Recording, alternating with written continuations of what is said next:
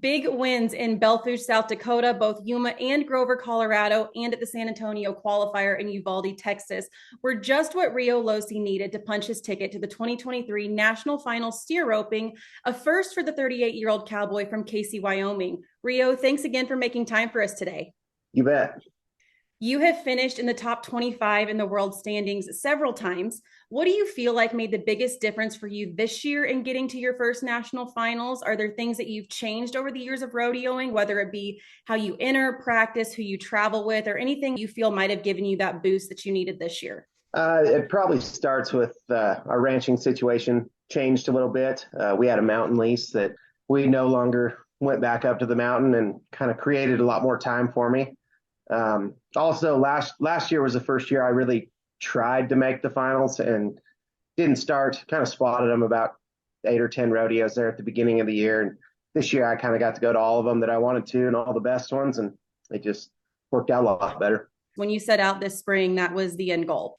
Yeah, it probably started last fall when I went to the Northwest and had a good Northwest, but didn't win quite enough to be there at the end and make them. And I kind of revamped some of my, tie every steer, make sure you complete the course. And I just kind of stayed hooked with that. And I tied a lot of steers down that I thought were one third or fourth or fifth in the average that I might not have tied down in years past. What really shifted that mindset for you? Probably the thought that it's a season long goal, not a, for all those other years that I rodeoed and only went to 20 or 25 rodeos, it was we're out this weekend to win as much as we can this weekend, and kind of would step on my own toes every once in a while and miss one or do something ill-advised maybe. But this year I kind of said the moment comes to get a time, just go ahead and get a time, and we'll see how it shakes out in the end. The 2023 National Finals Steer Roping is set for November 17th and 18th in Mulvane, Kansas. As a first-time qualifier, what's your game plan and how are you preparing for your first trip to Kansas Star Arena? Are you approaching this as more of a go after each go-round or keep your focus on the average? What's going through your head right now? I'll probably stay hooked and do the same thing I did all year. I've told lots of people it's hard to reinvent the wheel in a month, especially when you live in Wyoming and we're working on our second inch of rain in the last 12 hours. So practice is probably going to not be, I'm not going to get quite as much as a lot of other guys, but I think, we're not trying to reinvent the wheel. We're going to be sharp horn catches, good pick and string, have my horse in good enough shape to handle 10 runs in 2 days and see what happens. You mentioned your horse. Tell me about the horses that you rode this year that you're taking to Kansas Star and how you're getting them ready, in the conditions that you have to work with there in Wyoming. My good bay horse captain, he's 12 years old. I rope as much as I can, but sometimes that's once a week, sometimes that's twice, sometimes it's not at all, probably this next week. But I've been riding him every day I can. Every day I have an option. I make sure I get that done and do leave a backup horse, same deal. I ride one, lead one. When I get a chance to rope, we rope, but mainly keeping them in shape. And we've had enough runs on them that if it's too broke right now, we've probably got bigger problems. You've made it very clear that ranching comes first. Do your good rodeo horses, do you guys use them on the ranch? For a long time, when my mom rode a lot, any kind of the short, easy rides where we had a lot of help or something like that, I get my mom to ride them. And just to keep them, loping circles in the arena and backing in the box and going at it every day, just can make them numb sometimes and getting them outside and moving some cows. And I think that really helps them mentally and physically. Shoot, if they can't walk over a sagebrush, they're probably not going to be able to lope down the arena that great. With just shy of 69,001 for the year, you will be heading into this year's finals, sitting sixth in the world standings. Now, this year's regular season leader, Cole Patterson, did set a new regular season record with $104,756. Since 2004, the National Final Steer Roping purse has more than doubled, with roughly $500,000 up for grabs this year. What does that say to you about the opportunities for steer ropers today and how you feel like the sport has grown or evolved just since you bought your card back in 2007? It's phenomenal. You can compare this year to last year, and the money has drastically changed. The standalone ropings have really revolutionized the amount of money you can win in the steer roping. I think Cole ended up with 118 this year, which is, it's unbelievable, really. But if you go back to the next three guys behind him, Cody Lee and Scott Sendiker both won 90, and Jess won 70 some, and Slade and me are right there about 69, 70.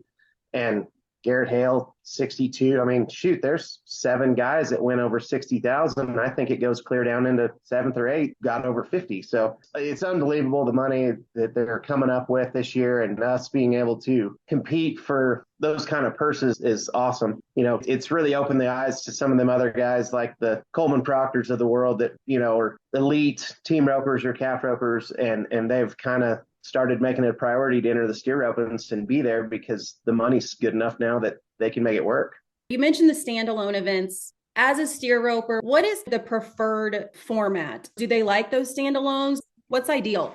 I think I could speak for most of us. We like to rope for good money, you know, whether it be a standalone or, I mean, most of the standalones add 10,000, and they're phenomenal ropings. But, you know, you can't knock Sheridan for being a 4-header and adding 17.5, or Claremore added 10,000 this year, maybe last year too. And, you know, we're all going to show up if they rope for good money.